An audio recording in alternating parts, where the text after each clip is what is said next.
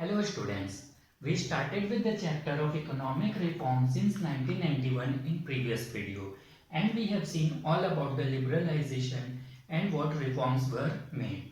Now we will see the concept of privatization, globalization and what were its merits and demerits. So firstly let's see privatization, providing ownership rights to the private ones. Okay, so we have seen that earlier only government was having the rights of ownership in all the sectors. Now it has started to privatize it. Now private individuals were allowed to participate in the different sectors and they could also establish the industries now. So this step was known as privatization. The changes made in this or the reforms were contraction of public sector units. This we have already seen that the public sector units, which were 17 at that time, were now contracted. It were now reduced to only 8. Okay, from 17 it was reduced to 8. It means that now private ones could also establish those industries except the 8. Disinvestment. Disinvestment is the process in which the government sells off the shares of its companies to the private individuals. So here also we can see that from government it is going towards private ones. Okay. Delicensing, the license required to establish an industry, the rule which was made. Okay, now it was just opposite. Now no license was required. Now, see, this was about privatization, all the steps and reforms that were made. Now we will see about globalization. So globalization is integrating domestic economy with the world economy. So earlier we were closed for all the countries. We wanted that we will only produce everything and we will not import the goods, okay? But now, after the side effects of it, our government made the domestic economy open to the other countries also. Now we can import also and export also.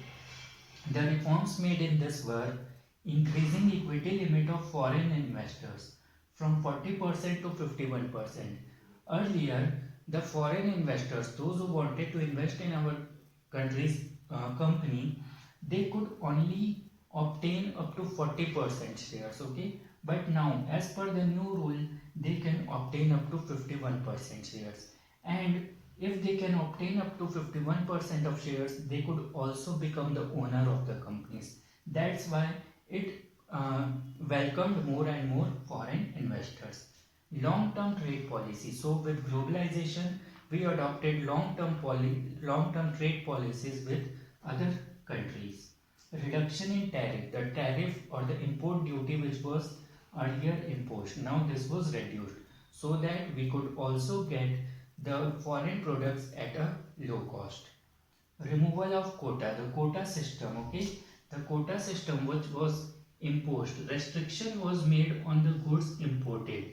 Now this restriction was removed, there was no quota system. Let us see some of the merits or achievements of NEP, that what was the result of all this. So the first is economic growth. It surely helped our economy to grow. Okay, GDP growth was seen. Reduction in fiscal deficit. So we were facing the problem of fiscal deficit. It was now reduced. Stable balance of payment. As we can see, after the globalization, import and export was promoted.